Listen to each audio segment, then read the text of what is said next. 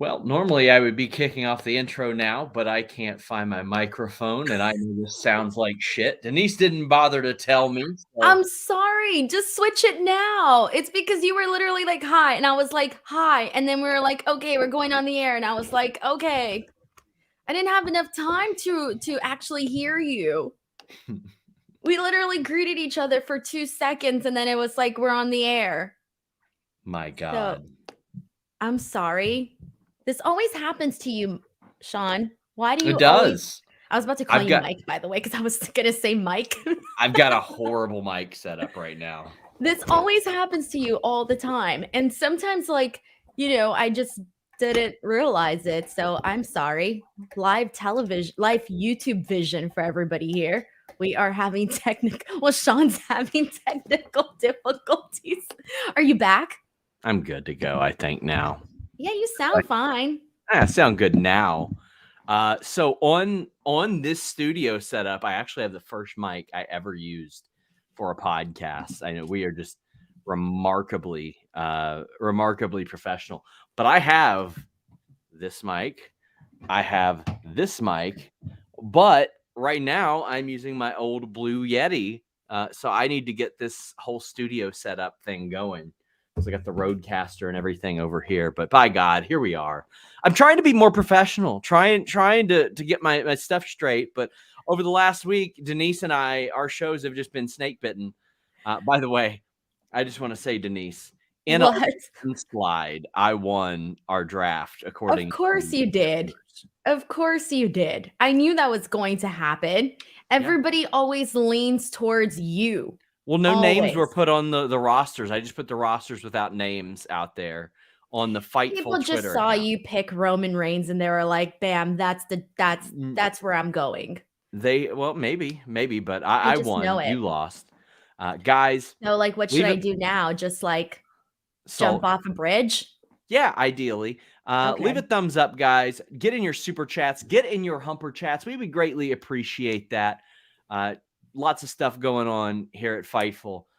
Will Washington finished up with us. I wanted to announce Grapsity will continue Saturday at noon. Reg and Phil will still be here, but lots of cool stuff coming your guys' way here on Fightful, including Tuesday, the Alpha Academy, dropping my interview with them. I talk a lot about amateur wrestling and things like that. I love talking to these guys about that, but they got picked tonight. Lots of people got picked tonight. It's night 2 of the WWE draft. I joined Kate on Friday for night 1 of the draft, but we are going to be giving you guys the picks as they happen on Raw Talk as well. Tamina was just moved to SmackDown, but we're going to give you guys a full rundown of tonight's draft as well, how the rosters are shaping up. It's going to be more about that draft than it is the individual matches.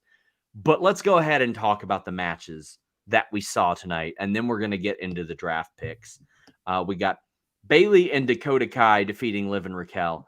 I am never a fan of the tag team champions losing a tag team match. Like, to me, it kind of undermines the point of all this. Like, people say, well, how else will they earn a title shot? I don't know. By beating another good team. That's how. I don't like the 2-on-2 champions losing 2-on-2 matches. What's keeping Damage Control from getting a title shot anyway? What has any other team done that they haven't done? It's just a very meh situation all around. But the match itself, I like. Dakota Kai looked great. Bayley looked great. Liv and Raquel doing their thing. How'd you feel about this? Well, first of all, I want to start off by saying that part of the reason I feel that we are mainly going to be talking about the draft was because everything else on the show basically felt like filler. It was filler where almost nothing really had any substance. So I think that that's, part of the reason for those that probably didn't watch Raw. Really, the highlights of this was just, getting to the draft picks. But I think we kind of had the same issue that we had last week, where last week's criticism was that a lot of these matches were very much rushed. And I kind of felt like we got the exact same thing here today.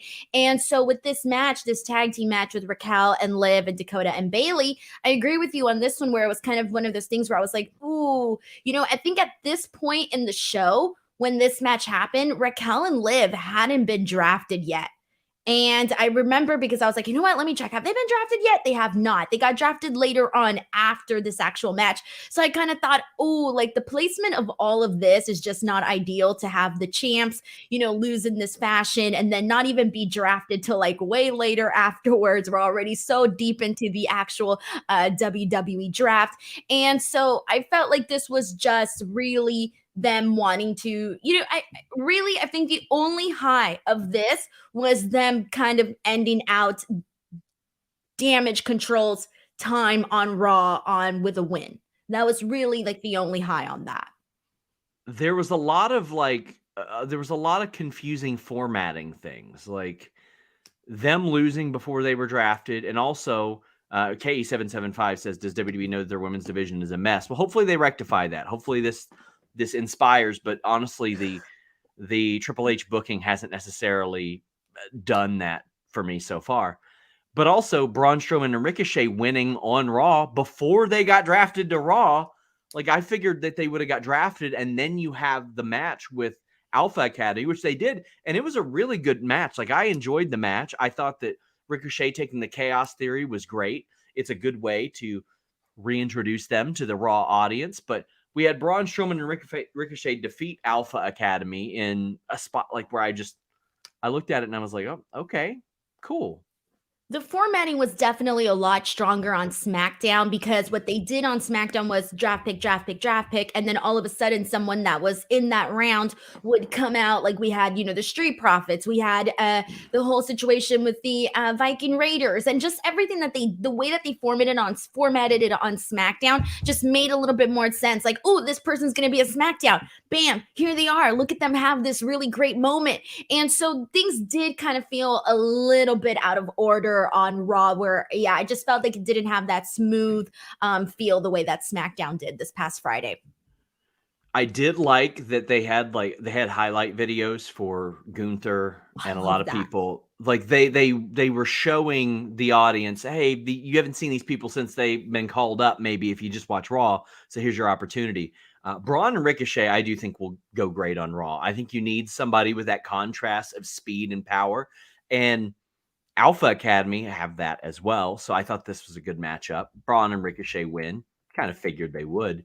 But this match to me, Sean, was literally probably one of the shortest yet most entertaining matches we have gotten in a while, because that interaction with Braun Strowman and Otis, where Otis was just like bam, bam, bam, bam, bam, going in on him with the shots to freaking Braun Strowman. Oh, I loved that little interaction that we got there. And then so we got that was fun. And then the other portion of it was just the finish with Ricochet doing the swanton off of Braun Strowman. So it was really like maybe 3 highlights in this match, but it was so entertaining, but it was so short. They just like, it was like the same thing that they did with us last week with Mustafa Ali and Chad Gable, where it was like, they gave us just a little bit, but I would have loved a lot more with this match here for sure.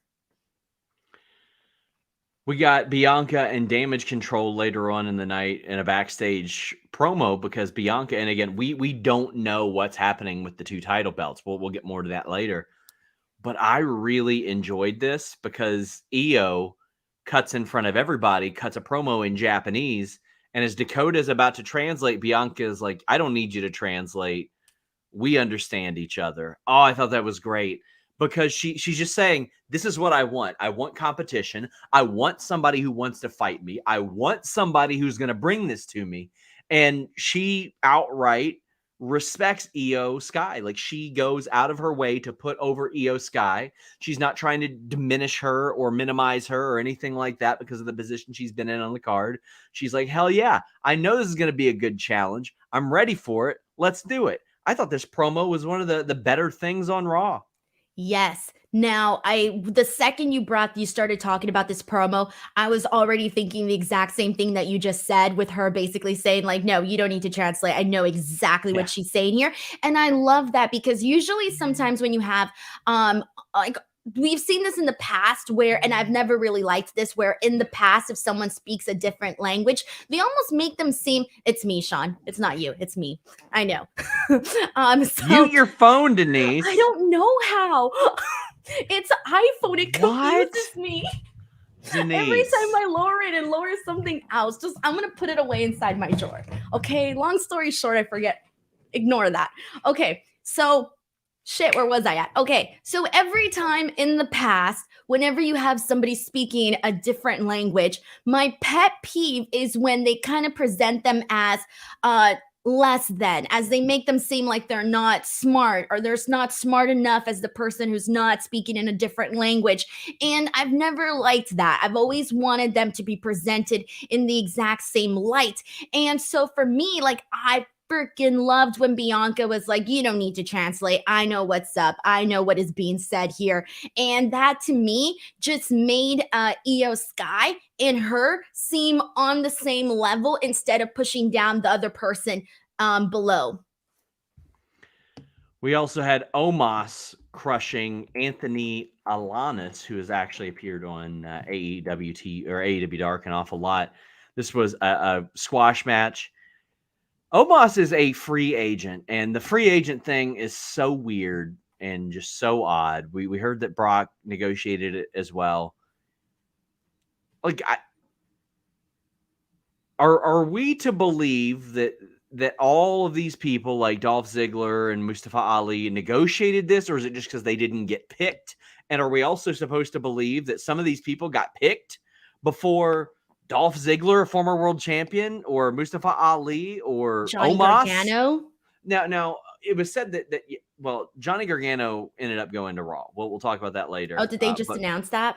Oh, yeah. Okay. Free agents on Raw Talk are Baron Corbin, Shelton Benjamin, Cedric, Elias, and Zion Quinn. Okay, I believe within kayfabe that they wouldn't be picked. They called up Zion Quinn. Interesting. Yeah, it's do or die time for him. But like Mustafa Ali and Dolph Ziggler, I'm to believe they wouldn't have gotten picked before some of the people that did. Okay, whatever. It's very weird because like some people are negotiating this free agent status. It's just like, why wouldn't they extend the rounds? Like they didn't really give much of a baseline for this besides they can be on Raw and SmackDown. Yeah, and that's the thing is that's not, and this is when I was like, I made a joke about it on Twitter where they announced Brock Lesnar as a free agent, meaning that he can appear on any show. That's not the definition of a free agent. A free agent is technically someone that has not gone someplace yet, so they're technically unemployed. And so instead, what the proper word that they're looking for is freelancer, because a freelancer can go multiple places. So I made a freaking like joke on Twitter where instead of that graphic that they put up where it said Brock Lesnar free agent, I crossed out agent and I put Lancer instead, because that's technically what they are. If you're saying you can go on any brand, you are a freelancer. You are not a free agent. A free agent is yet somebody that has not yet been picked up, but is waiting to be picked up by a brand or by whatever. Well, Omos won this match, and if you watch this show, you'd probably have no idea that Omos is facing Seth Rollins this weekend on a pay-per-view. Mitchell says Seth and Omos having almost no interaction or the week of their PLE match makes no sense. Why was this match made? At least have him interrupt Seth instead of Solo. I mean, well, we wouldn't know what was supposed to happen at the end of this show because it got cut off, but they're like, why was there no interaction between Seth and Omos? Like that's very strange, Denise. I don't know, because the whole thing has been strange from the very beginning when they just announced it out of nowhere, out of the blue. And I really wasn't upset about it, honestly, because I did think that Omas and Brock Lesnar was not half bad at WrestleMania. Like, it wasn't bad, right? So I was like, okay, whatever's. But you're right. Like, we are literally in the week of, Backlash, and you wouldn't know that they were wrestling one another. There could have been something there. And the squash itself, I've kind of gotten to the point where I kind of hate squashes now, because I feel like they're such a cheap way they're such a lazy way just to get a rant. Like if you're gonna do a squash, at least let it be a really good one where like the other guy is freaking looking like he's taking the beating of the lifetime. But we've been getting some really boring squashes across the board. And so that's my only issue. If you're gonna do a squash, I want to see that person like freaking like every time that person gets hit, I want to see freaking electricity, man. I want to see lightning. But then we get like some of the most boring squashes ever, and this was a boring squash. It was, and we just didn't have a lot to set up this match at all. We did have Brock coming out. He was declared a free agent. He renegotiated his deal. It was announced announced that it happened this morning. Adam Pearce is not happy about this. He's like, the draft takes precedence over you, and we're going to get your Sting, Undertaker looking ass out of here. So he brings in a bunch of security guards, but it's Cody Rhodes that shows up, and the security guards have to help restrain Cody Rhodes. I thought this was good. It was a good setup for their pay-per-view match, their PLE match, whatever that may be. I thought this was a harmless segment. I don't know how many more like security guard segments I can see with Brock Lesnar, like maybe do some more stuff. But I do think that Brock like saw 20 guys and was like, you're going to need more. I did like that. It's not going to work at all. You're going to need more than that. He wasn't phased whatsoever. He wasn't phased whatsoever by these security guards. I will say this, though. I did appreciate that because this was the big thing that they were promoting, aside from the draft, was this confrontation between Cody Rhodes and Brock Lesnar. So I did appreciate that instead of just having it be this basic thing where Cody Rhodes comes out and, says, oh, what do you want to talk about? And gets into the promo. Instead, they kind of fooled us and made us think that it was time for the next round of the draft. And instead they get cut off by Brock Lesnar. And that's how all this comes about. And so I did like the way that they presented it to us in a different format. I thought it made things kind of feel a little bit more unpredictable, even though this was something that was promoted throughout the night. So I liked that about it. I'm always happy that we get to see under Brock. That's what I'm calling Undertaker Brock Lesnar when he dresses like the Undertaker. I look forward to that. And then this is kind of it. It's like, okay, how excited can you get about a pull apart? There's only so much you can say about a pull apart. Man, some CM Punk discourse, it looks like.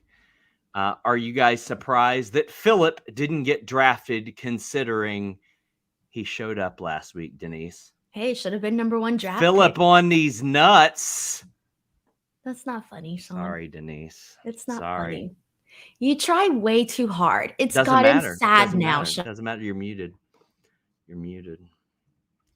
Anyway. James Hammond says, for a free agent, they have May 8th to sign, right? No. There's none of those rules that apply right now. Are you sad because I no-sold your D's nuts joke? Yeah. You tried to get me via text the other day.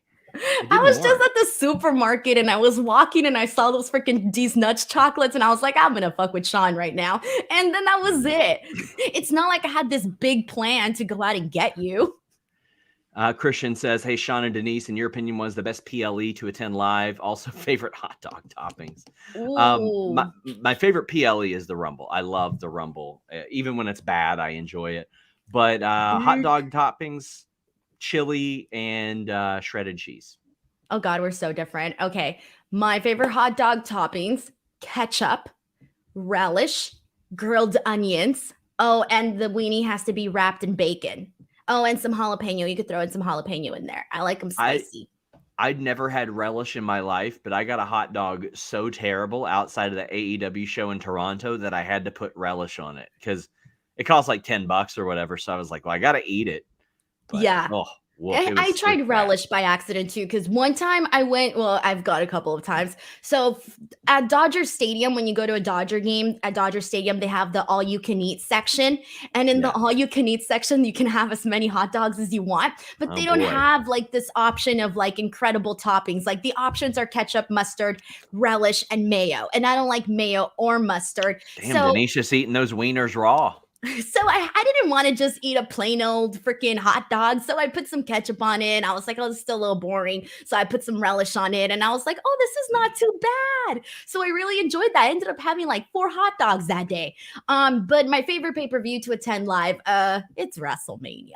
I don't feel like you can top I've never that. been to a WrestleMania live. Because Royal Rumble's fun, don't get me wrong, and I've only attended one Rumble, but like the first time doing the countdown, I was really excited, and then by the third time, I was just there like this.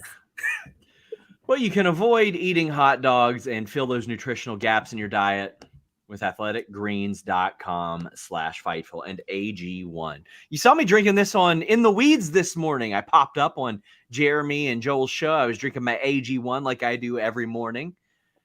You get a free 1-year supply of vitamin D3 plus K2 and 5 free travel packs when you check out athleticgreens.com/Fightful now. You fill those nutrient gaps, promote gut health, and support whole body vitality with AG1. They've got this great blend of 9 products, a multivitamin, minerals, probiotics, adaptogens, and more. Those probiotics help your preventative health a lot. The multivitamin gives you what you need, minerals, adaptogens, all that good stuff, but it promotes gut health as well.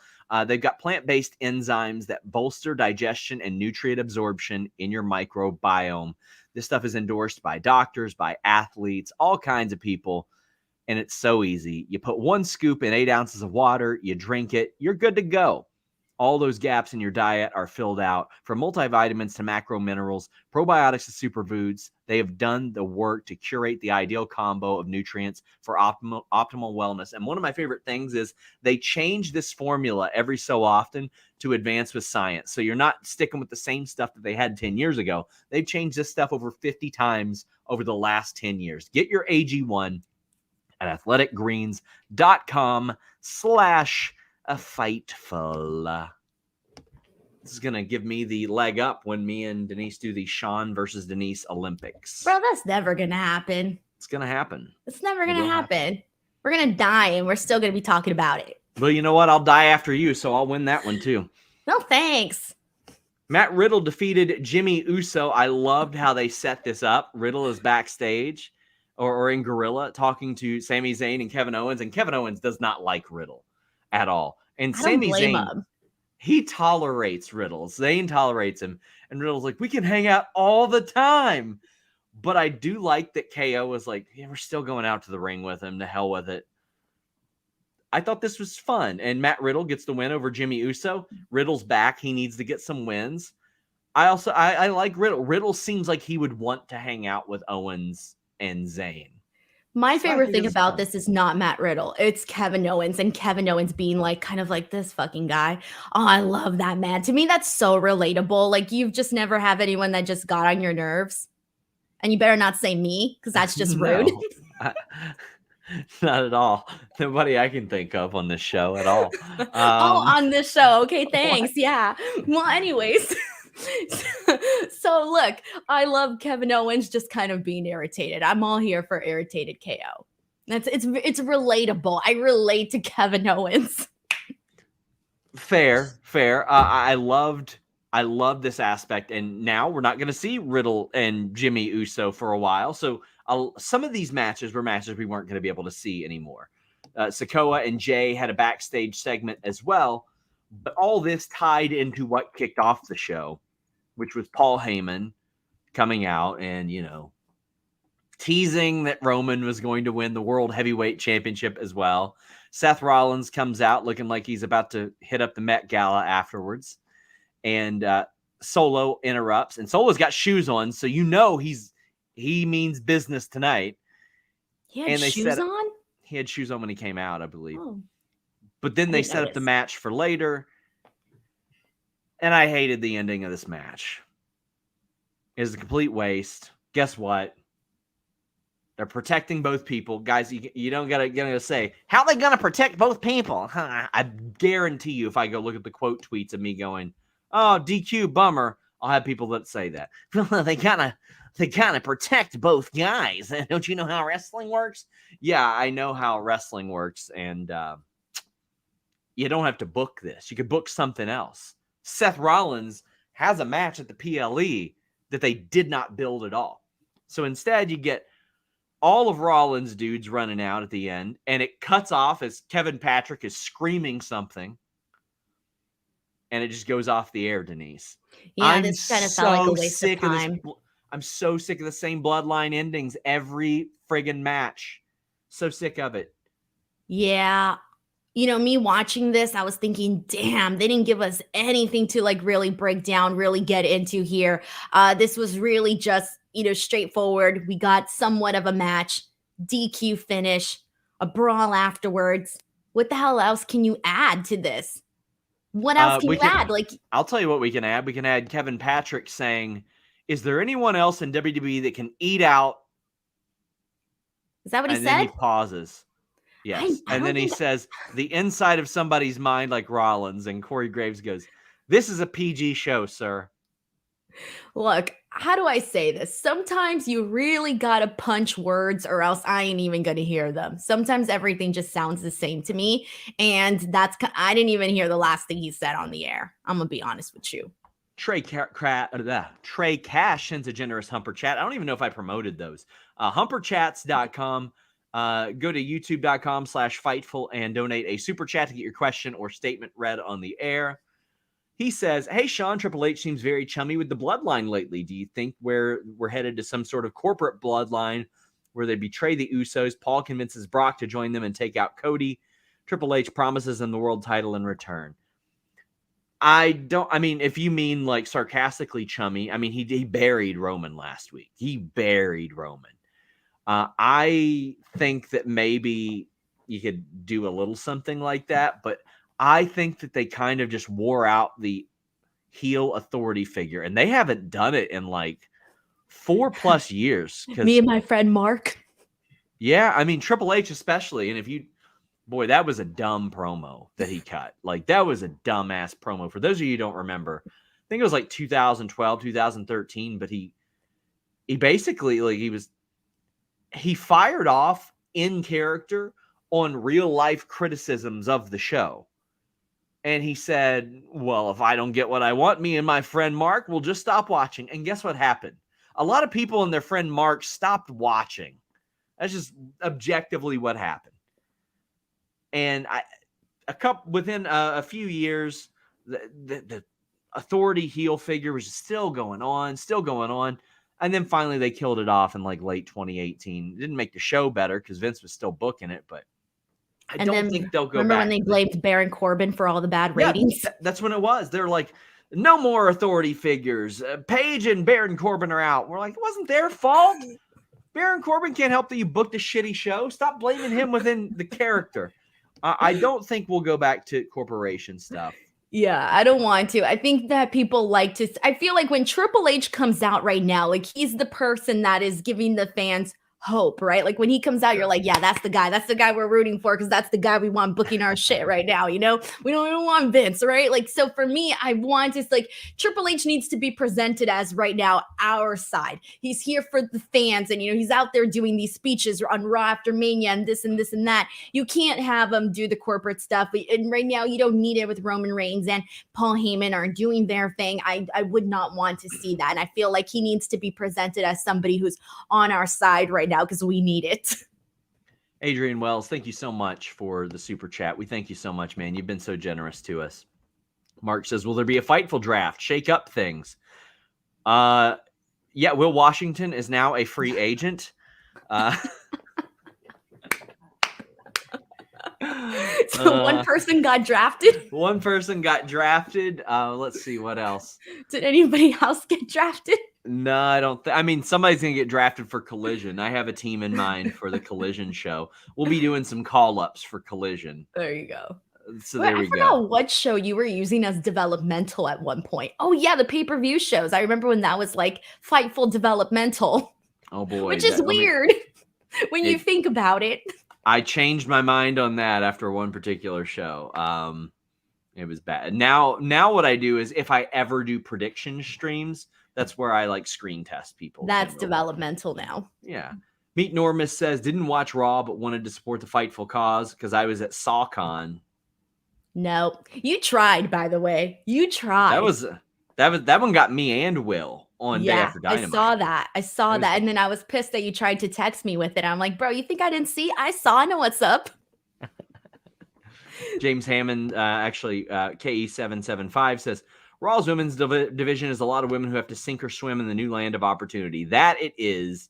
And we are prepping to get into that.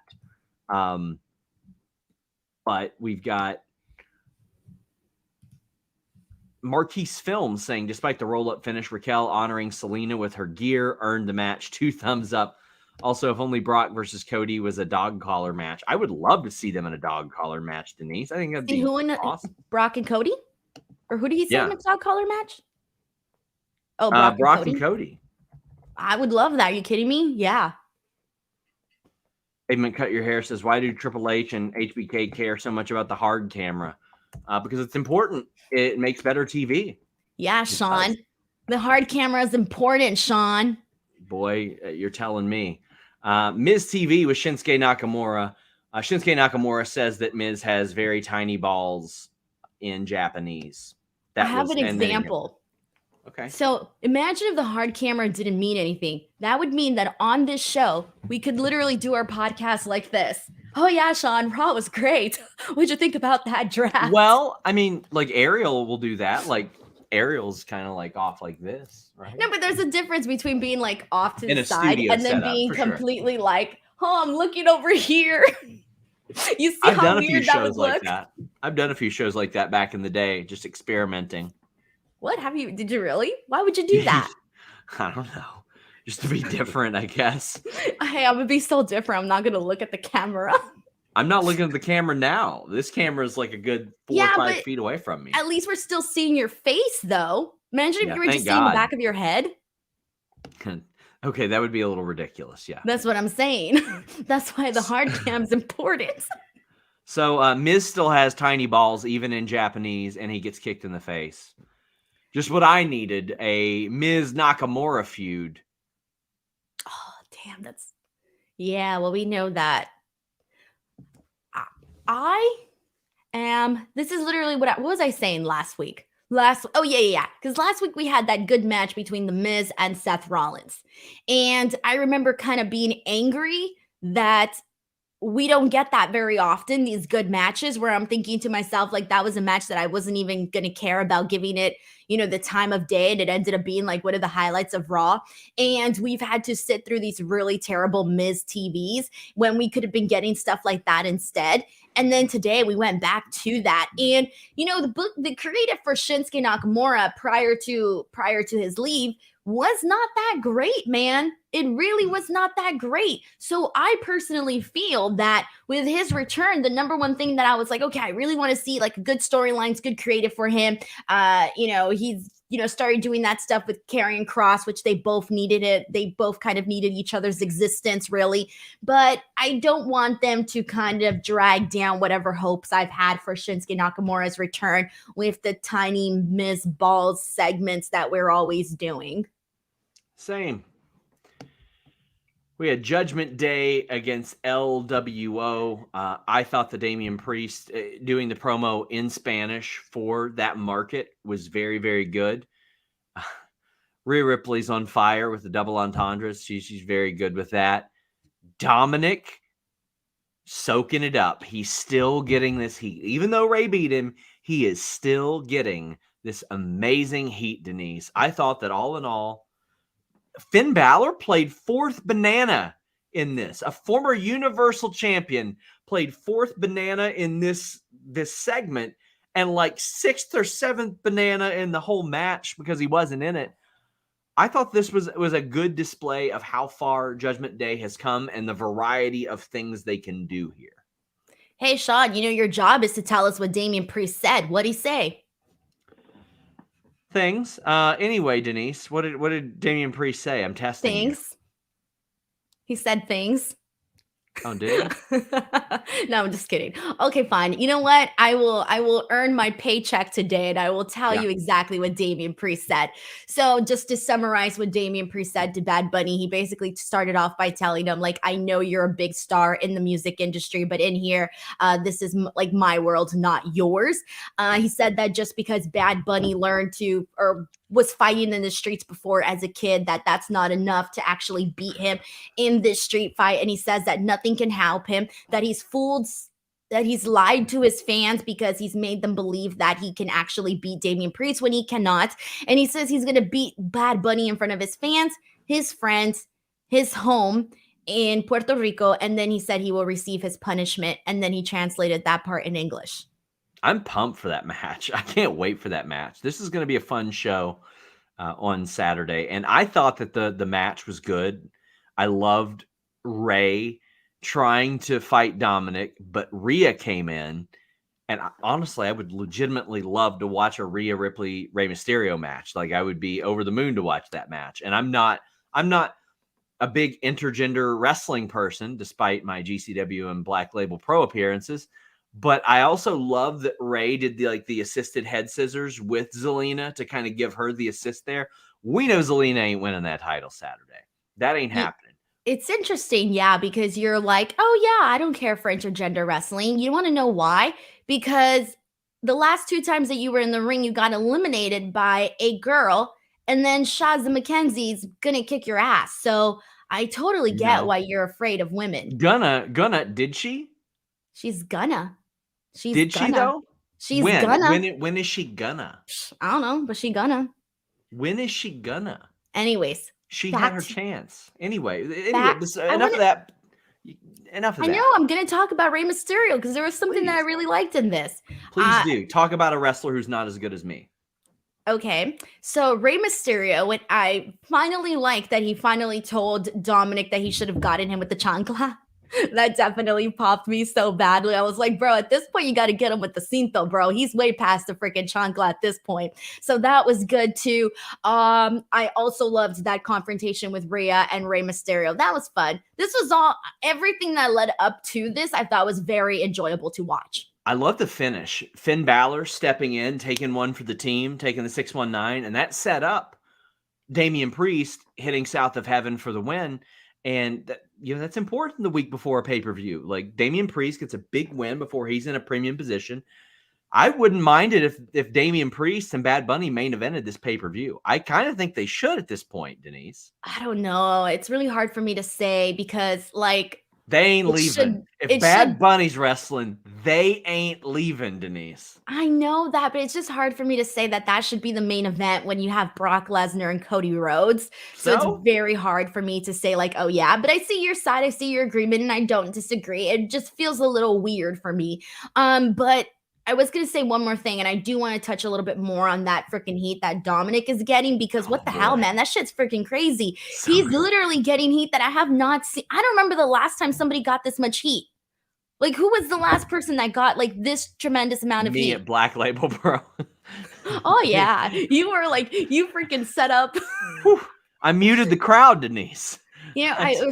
The crowd was so loud, I had to put like those little those foam thingies in my ears just so I wouldn't lose my hearing, you know? I had to do that last night because my cats were meowing at my door. But yeah, his heat is off the charts. Omar Diaz says, Rhea top confirmed, bottom Dom confirmed. Yikes.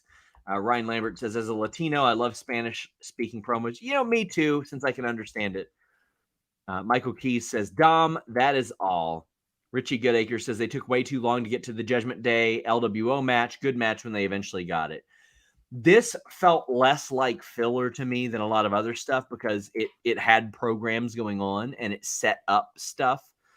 And now you got the LWO and Judgment Day on other sides of the fence now, but I loved this. This was probably one of my favorite things on the show because, like you said, all of it made sense. You had those interactions with Zelina, with Rhea. Yeah. They have that match. Bad Bunny, freaking Damian Priest, directing his promo to Bad Bunny, even though he wasn't there. Fine, cool. And just, the story that they've been telling with the LWO and Judgment Day. So all of this to me served a purpose. And we got more than just, let's just brawl. Let's have a pull apart. We got a little bit more here. Alan Kahn says, would love to see Denise and Thunder Rosa versus Dave LaGreca and SRS at Busted Open 15th anniversary show. Well, listen, I think fair is fair. And I think you put me and Thunder Rosa on one side, Dave LaGreca and Denise on the other side. And I think that Thunder Rosa doesn't want to team with your ass. Yeah, she does. No way. No, she doesn't. Over LaGreca? Over LaGreca, She she doesn't want to team would. with you either. But over LaGreca, she would, for sure. I don't know. I know she doesn't want to team with you. Me and Thunder Rosa do good numbers. I'm just saying. Michael Keys, thank you for the super chat. Pavement Cut Your Hair says, can you guys watch TV like WWE stars do backstage? I always loved the Big E one where he completely turned his body to watch over his shoulder. Mark 96 says, Denise, are you going to the AEW show in San Diego? No, I don't want to drive 2 hours to San Diego. Well, Denise, whether you're in San Diego, LA, Lexington, Kentucky, or London, where you're headed soon, NordVPN.com/Fightful has you covered. You can watch all your shows thanks to NordVPN.com/Fightful. One of the great things is they have 24/7 customer support. I can't tell you how many times I've had people at different hours of the night when I wasn't available say, hey, Sean, how do I watch this? How do I watch this? How do I get this? They've got customer service available 24/7. So when you subscribe, you get access to that. You also get an incredible deal and a 30-day money-back guarantee. It works on all of your devices, whether it be phone, laptop, desktop, PC, router, smart TV, all that good stuff. You can get a great deal, several extra months free. Stay safe online with the leading VPN service. You can detect malware during downloads, block trackers, and intrusive ads. They've always got great deals going on at NordVPN.com/Fightful. How about this? Saturday, big double pay-per-view day. You got the WWE PLE on Peacock, but if you subscribe to NordVPN.com/Fightful, you can get the WWE Network with an overseas service if you missed that interface. You've also got the UFC pay-per-view this weekend. If you want to get that at a drastically reduced price, get NordVPN.com/Fightful. This goes with a bunch of pay-per-views. Get them on those international prices. This effectively pays for itself. It's a great gift as well. Browse safely, securely, protect all of your devices on one subscription. Enjoy a fast and stable connection anywhere. The internet's finest. Pushing this thing over on NordVPN.com/Fightful. You got Philip DeFranco, other luminaries and such. Check it out. You'll love NordVPN.com/Fightful. So, we're going to get to the Raw Talk picks before we do everything else. Nikki Cross, Johnny Gargano, Dana Brooke, Los Lotharios, Riddick Moss, Emma, Xia Li, Tegan Knox, Piper Niven, Akira Tozawa, Odyssey Jones, and get this, Indus Sher is back. There comes once again, Denise. It's all three of the fellas there. So you got Veer and Jinder as well. Here's a good piece of news. Tamina and Waller to SmackDown. Okay, so from the NXT call-ups right now, we had Grayson Waller, Odyssey Jones, Zion Quinn, and who else from? Oh, and Indus Sher. Zion Quinn's a free agent. Oh, Zion Quinn's a free agent. Okay. Zion Quinn, Cedric, Shelton, and Baron. And then the only two that went on SmackDown were Tamina and Waller. Waller is a good one to bring up, obviously. Johnny Gargano, probably they didn't have him picked because he's hurt.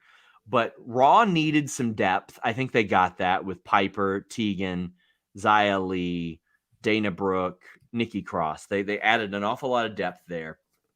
Waller is just a nice character name to add. Tamina, she'll be there. So for Grayson Waller, it's interesting because he's going to be on the same brand as Austin Theory. And I feel like they have similar personalities that are going to sort of like clash with one another, maybe. I was double checking, but Miz is going to be on the Raw side because he's gotten called, Miz Light, Wish Miz, and this and that, but they're going to be on separate rosters, which was probably the way to go for Grayson Waller. But man, that is going to be like that's a huge hit for NXT for the weekly television because Grayson Waller has been a featured person on the show, having feuds with Braun Breaker. He just had a really good match at Spring Break-In with Carmelo Hayes.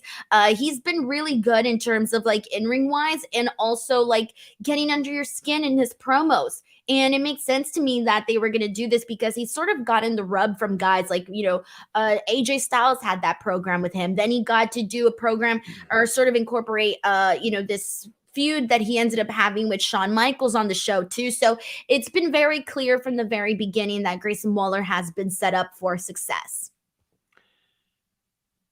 Line Drive says, Grayson Waller to SmackDown. Give me an LA Knight Waller tag team now. I kind of want to see him cut promos against each other. That's what I want to see out of those two. And Waller, I think, is a great call up. Orion Ben says, just think about it. We don't want Braun. There's Sion. Well, I mean, the story here was select NXT stars were available to be picked. So there were plenty that weren't able to be. Right. Corbin says, any update on Eric Young? Does he join Nikki? I think he does eventually. He's been under contract for over 6 months now. The Line Drive says, the only thing I'm really excited about out of the draft are the NXT call-ups and the Way reunion with Gargano going to Raw on Raw Talk with Nikki Cross, Dana Brooke, and others. Yeah, we do have the Way, except for Austin Theory. Now, eventually, Austin Theory can be a thorn in their side whenever he switches brands and all that. But you've got Loomis and Johnny as a team, Candice and Indy as a team. I think that's a good thing to have. Otherwise, Loomis is just sitting there doing jack shit. Loomis needs those three, I think, pretty badly. Originally, I didn't want to see the Way reunion on Raw because I really wanted them to do something different. But I can't argue you on the fact that the Dexter, like anything that the things that they've had for Dexter Loomis on the main roster has not been good. It's been, I don't know, it's almost like I feel like if they're going to ever do something different with Dexter Loomis, they're going to have to change his whole character, Sean, because it seems like this is the only idea. His love affair with Indy is the thing that's gotten the most over. Hey, it's Matt. He says, what's shocking to me is there are 25 women on Raw, 15 on SmackDown. It seems way unbalanced. It is way unbalanced, and you'll see some of that change and align accordingly. But I don't disagree with you at all. But also, there should be about 33% more women on Raw because there's 33% more show there. But that's a little bit much. The Line Drive says, not going to happen, but I'd love for Waller to be introduced to SmackDown as a face, win #1 contender for Roman's title, troll the hell out of Bloodline, put a hard-fought match, then heel. I do think you should have him come in as like an NXT guy and be like a cocky one and have him back that up pretty early on. I think that would be pretty cool. I'm wondering what I would like to see him do on the main roster, considering the options. And I'm going to throw one that may or may not be a good one, but what about him and Edge?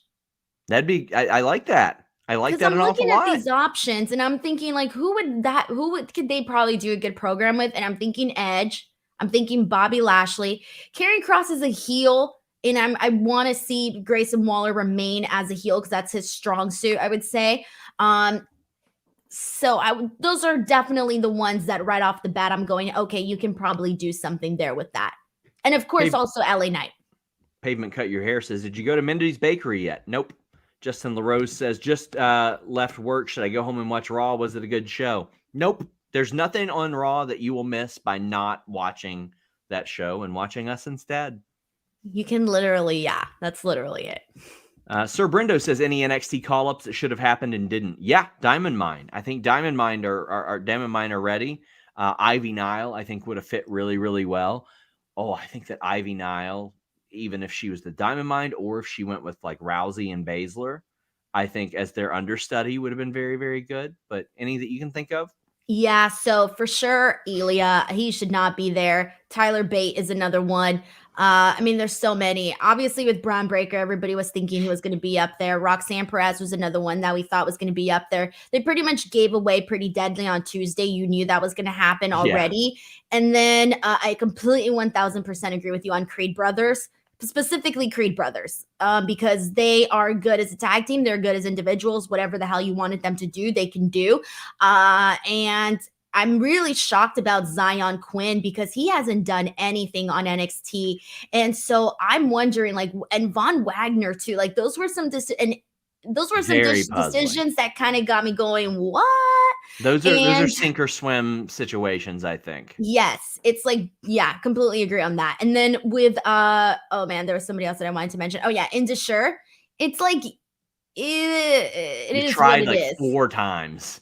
You tried 4 times. Yeah. This has got to be it. This has got to be it. Apollo Crews, I think, is a good person to have, like a body that is going to have good matches when you need a good match, so that we don't have to get freaking boring ass squash matches. Trey Cash says, the one thing I don't like about the draft is how NXT wrestlers got drafted, but no brand really takes Mello or Braun. No, it's wrestling, but even in kayfabe, it makes no sense. You can take champions, so why leave Hayes? So the kayfabe explanation for that, Trey, is that there were select NXT stars available. So there were many that weren't available. So we are led to believe that they were not eligible to be drafted, and that's why they weren't drafted. Otherwise, they probably would have been picked up. I don't think that we'll ever get like a reason for that, but I'm okay with that. If they say select NXT superstars, we are to believe they weren't involved in that pool that were permitted to be drafted, and that's okay with me. That's interesting, because then it's like, well, okay, I see. Because it was Braun, when they showed those shots of the NXT talent at the Performance Center. I mean, I didn't really study the picture and see who was in it. Like, was Braun Breaker there? I didn't see Roxanne Perez. I don't recall seeing Braun Breaker there, but I didn't just I think they're all just there anyway, just to be there. Support. Because that could be very confusing when you say select NXT stars and you're like, well, who, how, like, to me, it's not a good explanation if you don't tell us like specifically. Richie Goodacre says, why were they talking about teams breaking up potentially when everyone got drafted as a team? Well, probably because they realized it was stupid as hell for a side to draft one member of a team unless there was a story reason. I always thought that was dumb. It always has been dumb. Some people like that, though. Some people like that because you get the added drama of, oh my God, are they going to be on the same roster? Yeah, but it never made sense for one end to be like, hey, we want Big E, but not Kofi and Xavier. We don't want that former world champion. We would want one person. It just didn't make sense. Joseph says, should the draft be a yearly thing like the NFL? Yes, but it shouldn't be a complete redraft. It should be like each side gets, 7-8 picks or something like that. But when they have to do these big redrafts, it's because they completely screw up their own brand split. Isaac says, do you think they'll bring back more brand exclusive PLEs? Honestly, wouldn't mind it. Would give more talent like Ali and others a chance. Buddy, I don't think that he needs to worry about a brand exclusive PLE. He can go do any day. He can be on main events pay-per-view if they want. The Level Up pay-per-view. He's a free agent, my friend. He can do whatever he wants, Denise. Can I just say I don't prefer Will Washington hanging out somewhere. We got one person that was drafted.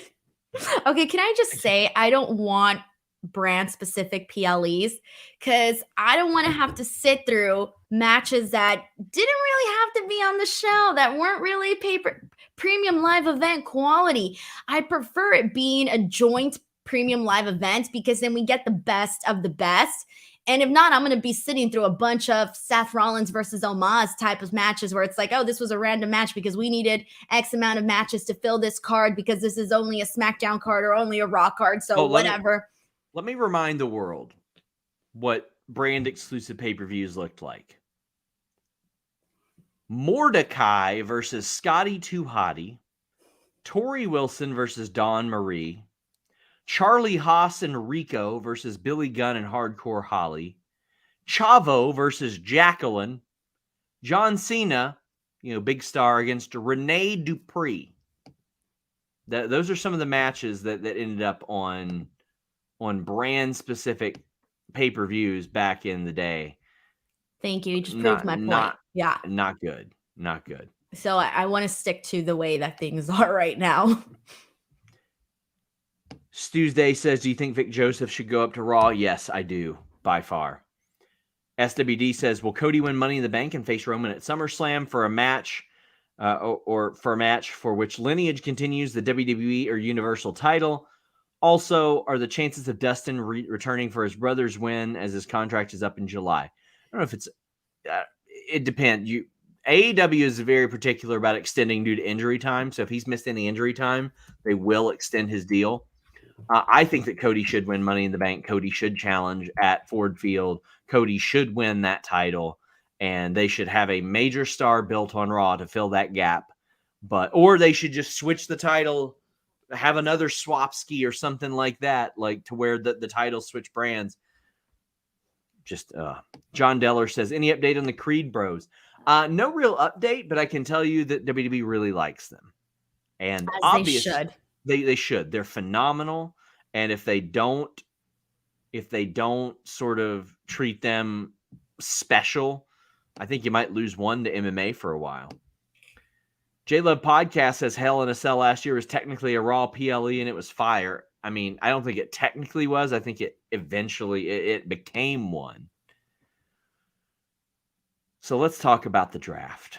We're finally at the draft. I love the number 1 overall pick being Rhea Ripley. It didn't even cross my mind, honestly. Like I thought they would go with like Rollins or somebody like that. Rhea Ripley is absolutely the right decision to be the number 1 overall pick on this brand, Denise. It puts her over. It puts her accomplishments over. It puts her upside over. I thought it was brilliant. I was thinking about this on Friday when I was thinking about who the number 1 draft pick should be. And I was thinking it should be Rhea, but I didn't know if they were actually going to do it. And the fact that they did just made her seem just even more of a, dynamic force on the roster. So for me, I thought that was really great to see her as the number 1 draft pick. That was nice. That was some badass stuff right there to see her number 1. Seth Rollins is their second pick. This makes sense. You knew that he was going to be on Raw because they picked Becky. It was reinforced to FightfulSelect.com this morning, though. Subscribe, best $5 in the business. We had updates on CM Punk playing Uno backstage at Impact Wrestling, which is very important. We had the Raw rundown. We got Sour Graps, and, of course, a lot of other updates. We're going to have some really cool news for or some additional details on some cool news for Fightful fans on Fightful Select this week that you guys are really going to enjoy. But Rollins goes to Raw. I mean, this is Cody and Rollins brand on the men's side, Denise. Yeah, because he was the person that when we were out here talking about, if it's not Cody Rhodes to win the World Heavyweight Championship, who is it? And one of the people that we were talking about, or rather the other option really, was Seth Rollins. And now I'm really feeling like that could actually be a thing. Over on SmackDown, Austin Theory gets picked in their first round. I was surprised by that, but then I looked at the way things were and I was like, okay, maybe if the Usos got picked, that would make sense. But I thought Charlotte would go before Austin Theory, but Austin Theory's got the shiny belt. They're trying to make fetch happen. They're doing their best. I think Austin Theory is doing what he can, but this was a bit surprising to me. I think so too. I would have definitely drafted the Usos before him. I would have also drafted Sheamus, Ridge Holland, and Butch before him as well. Charlotte over to SmackDown. That gives us the opportunity to see Bianca and Charlotte down the line. John says, so now the women's champs need to change hands somehow. No, they don't. They just need to change the names. Just change the names. Because if I got to look at Rhea Ripley and Bianca Belair walk up to each other and hand each other their titles, I'm going to scream, Denise. Change the names to what, though? The WWE women's title and the Universal women's title. Whatever. Just change the names. Or what if they just make it on the re-release? Kind of dumb, though, if they did that, though. We'd be stuck in the same problem. I was thinking of something else, but I take it back, so not putting it out there. So the round 2, I thought, was really good, too. You had Sammy and KO first to Raw. Judgment Day as well. So you're keeping Judgment Day together. Sammy and KO against Judgment Day could be a lot of fun, too. Like, that could be really good.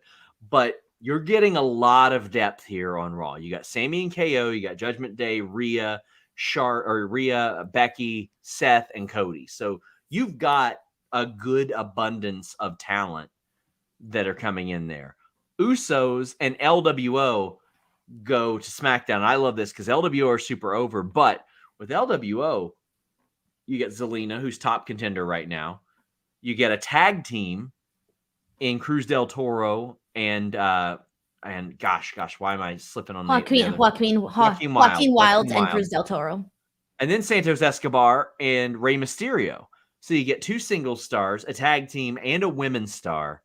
I thought that these were all really good picks, and this transformed both rosters, I thought. Raw picked up 5 people. SmackDown picked up like 7 people. This was a very, very important round, I thought. It definitely was, because Sami Zayn and Kevin Owens are no longer on the same brand as the Bloodline. So that whole storyline is officially, kaput, at least for now. And so that already within itself is a big storyline program change, where it's, that was the majority of, the last several months involving Sami Zayn and Roman Reigns and all of that. So now we're completely kind of like starting fresh with them and seeing, what's next for them. So that was interesting within itself. The Usos, I figured, would definitely stay on SmackDown. They had to. I would actually kind of been irritated if they didn't, because there's still so much there to tell with the Bloodline. And if you would have done that, God, that would have been like literally cutting us right in the middle of this story with the Bloodline. So that would have been a terrible thing to do. And SmackDown is looking a lot more loaded when it comes to the tag team division. You mentioned the LWO, and previously, now they're going to be joining the Street Profits. That's a team there. They got Carl Anderson and Luke Gallows, who are there as well, the Usos. So it's definitely looking a lot stronger for the SmackDown tag team division. I think both brands have really good tag team divisions by the looks of it, but Kevin Owens and Sami, like we don't know as of right now if they'll be allowed to go to SmackDown, because they've still got the SmackDown Tag Team Championships as well. Like, they still have those, so maybe that continues a little bit. Mark wants to know. They never addressed that. They haven't. And I think that's by design. Mark wants new tag titles. I do too. Pavement Cut Your Hair says, who do you want to see Lashley eat on SmackDown? I kind of want to see him face Waller too. Isaac says, who are your dark horses to win the new world title? Feel like it'd be a slap in the face to Cody if he won. He needs to finish the story. I think Drew McIntyre as a heel is a big dark horse to win this title, because right now Raw is babyface heavy, and we haven't seen heel Drew McIntyre in 4 years, since before the pandemic. And I think that'd be good. And I think they should use his Broken Dreams theme too. I'm going to say Gunther, because I can't think of anyone that's not Seth Rollins and Cody Rhodes. I think that they're going to have him beat the IC title record. Yeah, that's what I was like, well, he still has that going, so I don't know.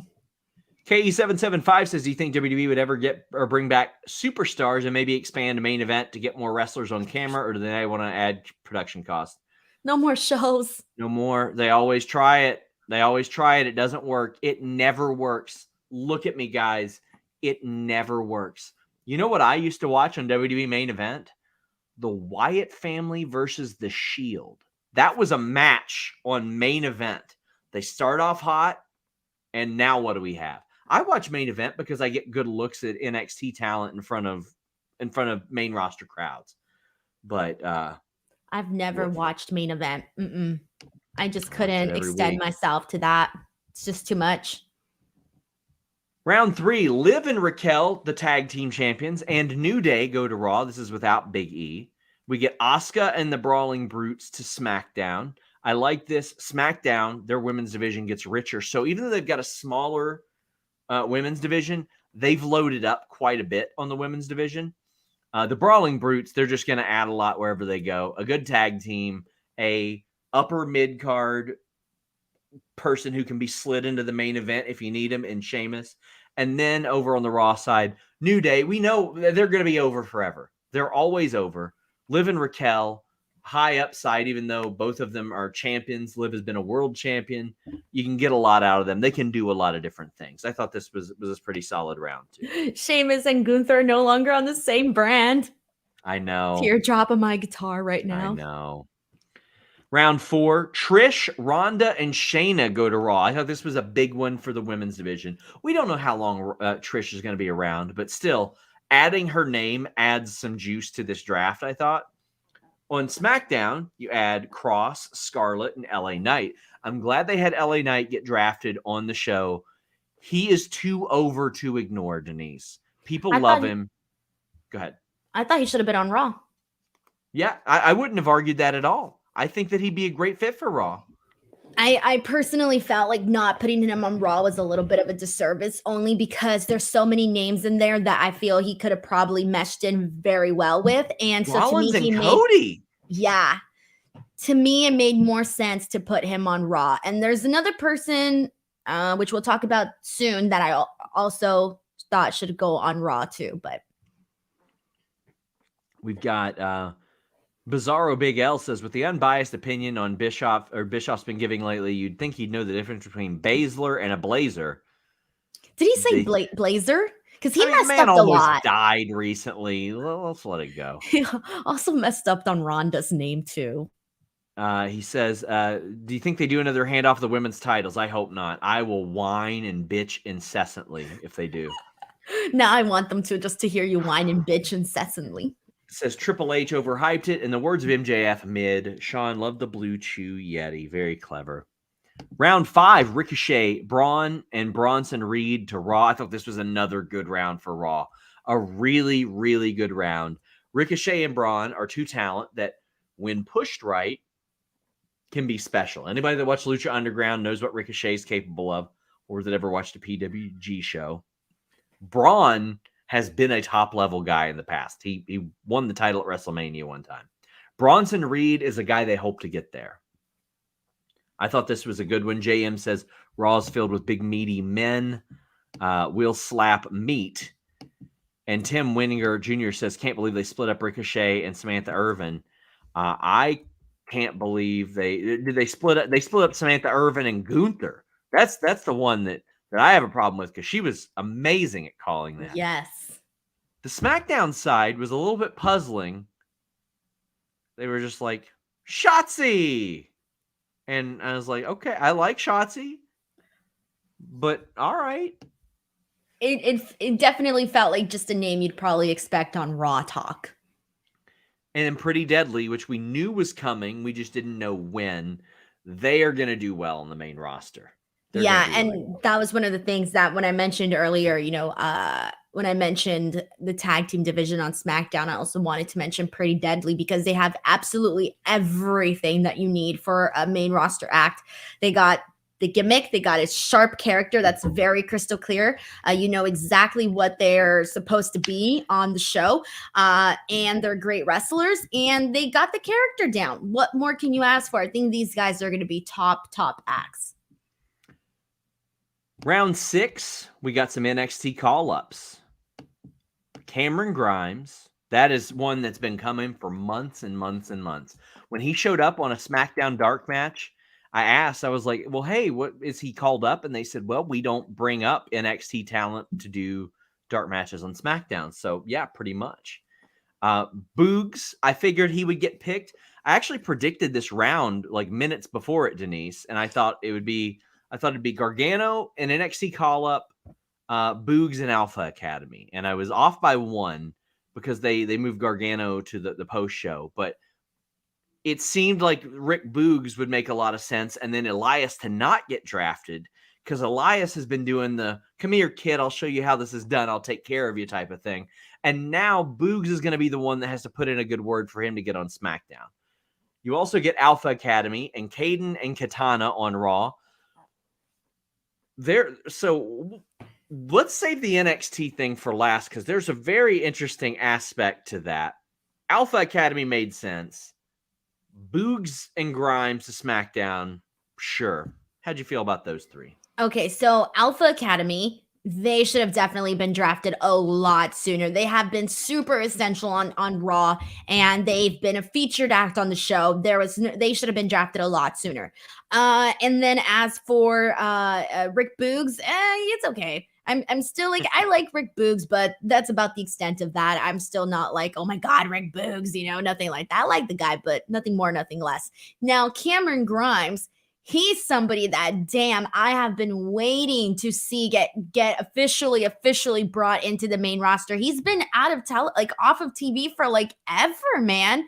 And he's that guy that he has shown on NXT that he has a lot of range. He can do the quirky, funny character, but also in his latter portion of NXT, we also got to see him be a little bit more on the serious side. So for me, I feel like we've seen Cameron Grimes have some of the best matches on NXT whenever he was in the ring, and he's shown that he can get, these very different types of characters over. People like Cameron Grimes, and so for me, I couldn't believe that they didn't bring him up a lot sooner, and some other people got brought up sooner than Cameron Grimes. And I was like, damn, I felt like they could really do something with Cameron Grimes. And the fact that they took so long to actually do it was very surprising to me. And I was very nervous about this because I felt that if they didn't draft him here, I pretty much wasn't going to have any hopes for Cameron Grimes. So I was so happy when they drafted him. We saw that the last go around when people were like, oh, they're going to draft Dakota Kai, and she didn't get drafted, and then she got released. Tom Brady says, the thing I need from these new rosters is Gable and Gunther for 45 minutes. If there's like a snowstorm somewhere, they could probably do that. Like, I could see them getting matched up in a gauntlet match and then going like 25 minutes throughout that. Patrick says, loved watching Teddy Long read and react to a blank card that was upside down. Wait, what? I think those legitimately had names on them. Orion Ben says, could WWE keep continuity and have Pretty Deadly wet? Yes, they could. I think that would be great if they showed up wet as hell. So here's the most interesting part about this round. Last week, Alba Fire and Isla Dawn got called up, and we see them start a little bit of a thing with Caden and Katana, and they're having a match on Tuesday for the titles. So people are like, all right, they're dropping them to Caden and Katana. Weird, but whatever, because I've been predicting Caden and Katana to just get called up for like three years at this point. Ever since they started the team, I was like, yeah, WWE will just call them up because they seem like a kind of team that they would. However, Caden and Katana got called up as well. Andrew says, I guess there's a women's tag unification match. Rock Hard says, want to say of all the call-ups, I'm most happy for Caden and Katana. They've been in NXT since Prime Black and Gold. RH says, I only want a Rhea and Katana blood feud from the Mae Young Classic. And Thomas DeWitt says, do you think they'll just get rid of the NXT women's tag titles as both teams are pretty much gone?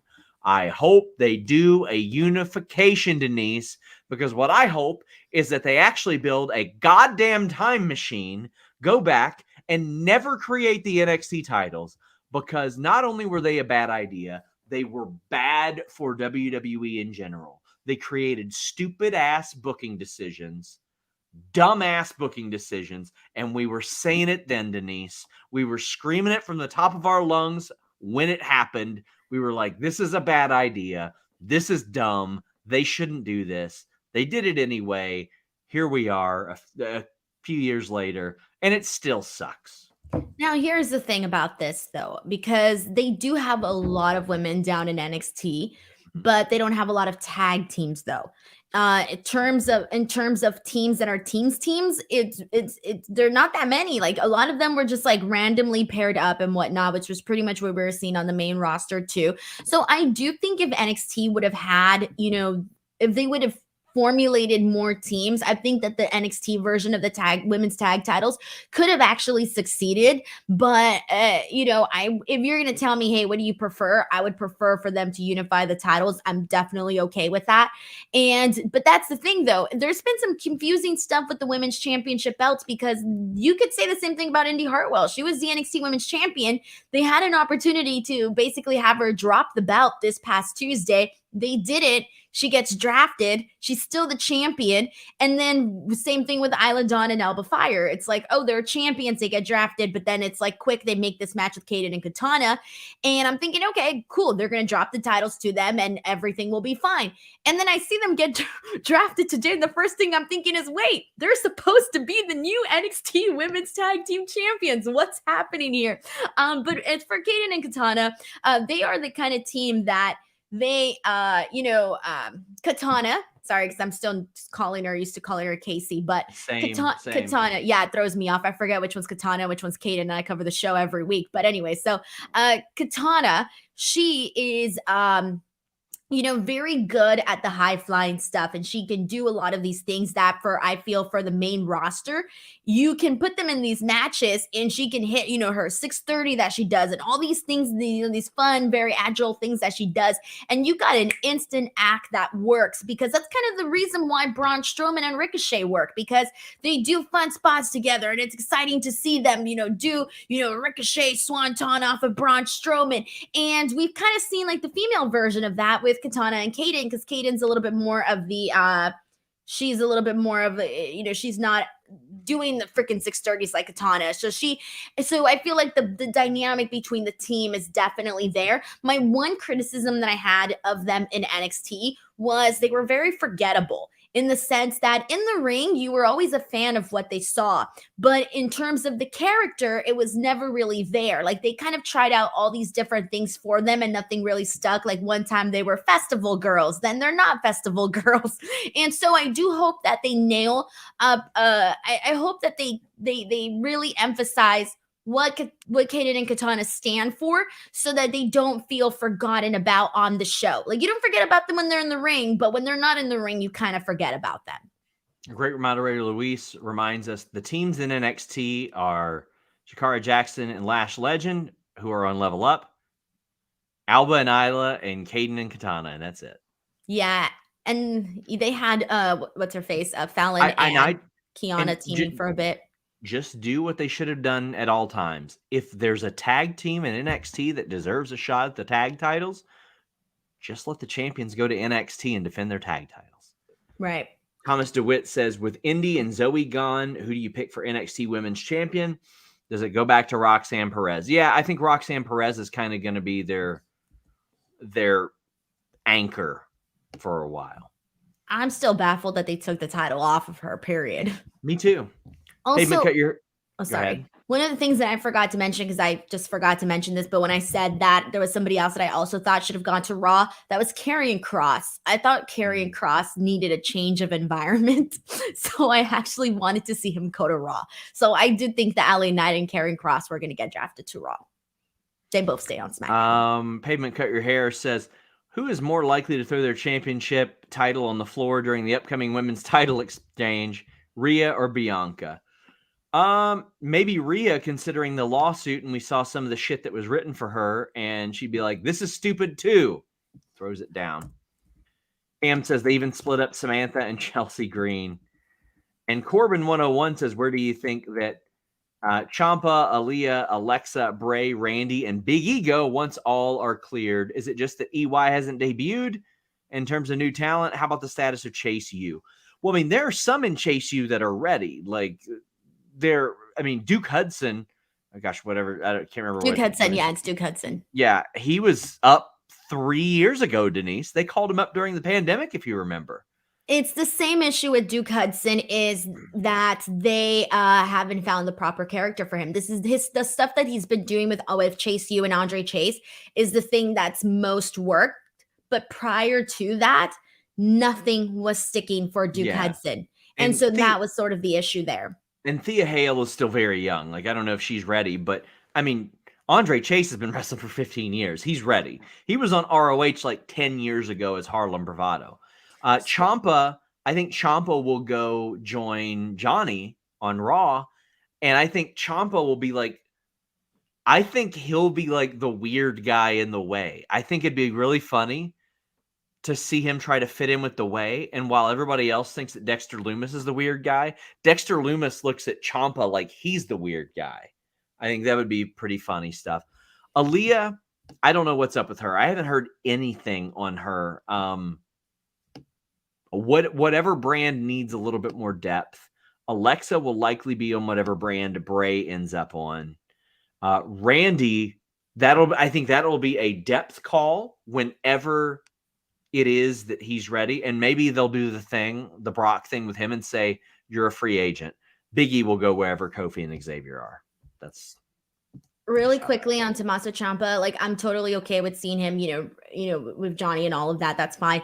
But preferably, I would want him on SmackDown, because I think he can be another guy another body to have, you know, these quality matches. And I feel you need that. You need some more guys like that on SmackDown. And I'm thinking of different things. You know, when you got the OC there, I'm thinking he can do stuff with them. When you got guys from the LWO, I think he can do stuff with them. And I'm thinking of, you know, I personally feel that we need more top singles guys on SmackDown. And I feel like if you want to see Tommaso Ciampa kind of go above where he's at right now in terms of rankings, I would definitely put him on SmackDown to kind of shine on his own instead of having to rely on somebody else. So I personally would want him on SmackDown. And then Bray Wyatt, to me, it makes no difference what roster he goes on, quite frankly. Alexa Bliss, I feel like you said, wherever Bray Wyatt goes, you know, she'll go. But I can probably see her fitting in a little bit more on Raw.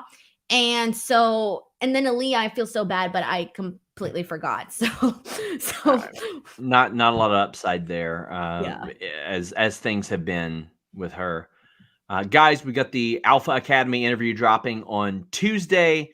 You're going to want to watch Listing Your Boy on Wednesday. We're going to be talking about a very, very cool topic there.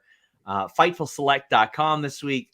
You know, we've always got scoops. We've got Raw backstage news, producers. We got contract news. We're going to have some very cool news on Wednesday that fans of Fightful will probably really enjoy.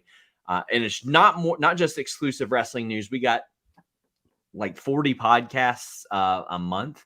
Plus, we got this weekend, we got Backlash. So, you know, we're going to have a ton of backstage news from that as well. I've been taking the temperature within WWE and AEW on a lot of different situations. So you're going to have some stories on that coming up very, very soon as well. Denise, tell the people where they can find you. All right. Well, youtube.com/Denise Salcedo. If you're looking for additional bonus recap shows, I've moved all of my shows to my channel. Tuesdays, I'm there for NXT. Wednesdays, Dynamite. Fridays, SmackDown. And then Saturdays, I will be doing the Collision show. So I'm doing all my shows on my channel, and I'm having a really good time with it. And also just a bunch of different content up on there. So please, youtube.com/Denise Salcedo. Check it out, guys. Denise has so much good stuff there whenever the scrums happen. She has the best quality video and audio there as well. So check that out. Just a lot of great stuff there. And of course, subscribe here at youtube.com/Fightful. We got to catch up to Denise. What the hell? I can't have Denise flashing around this silver play button, just being gaudy and shit. It's coming Thursday. Is it coming Thursday? Yeah, I got an email saying that it's coming Thursday. So I'm like, okay, I'll keep an eye out for that. Yeah. Wow. Well, yeah, I would really like to get there excited this year, guys. Help us get there. Again, we are here every night. If this is your first time here, we're here after Raw. We're here after NXT, after Dynamite, after ROH and Impact, after SmackDown and Rampage, and then pretty soon Collision. When that Collision show starts, the Rampage show will be rolled into that, and we will be going live after SmackDown. Guys, thank you all so much. Subscribe to FightfulSelect.com. We're out.